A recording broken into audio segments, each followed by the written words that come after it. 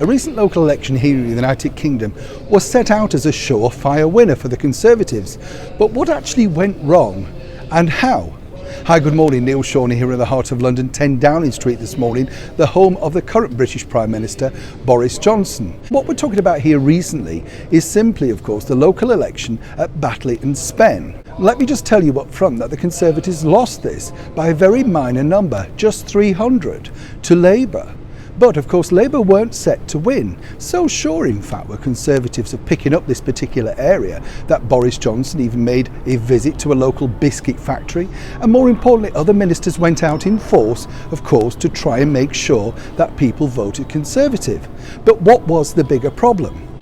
The bigger problem, of course, was the battle between the people and the local Batley Grammar School. Now this, if you don't know this particular story, was where the teacher was hounded out of his job with no support and, more importantly, too frightened to live in his local area. Now, no one in local government up there, local MPs, decided to back this particular incident. The new elected local Labour MP has done nothing either. More importantly also, the local mayor, the Mayor of Yorkshire, Tracy Babin, has yet to speak out.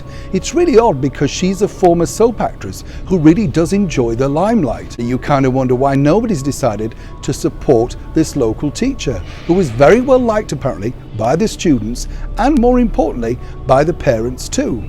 It does seem a shame that that simply cost the government here what would have been a marvellous opportunity to drive through some brand new incentives in a much needed deprived town. But as ever in this woke world, everybody's frightened to step out of line for fear of offending.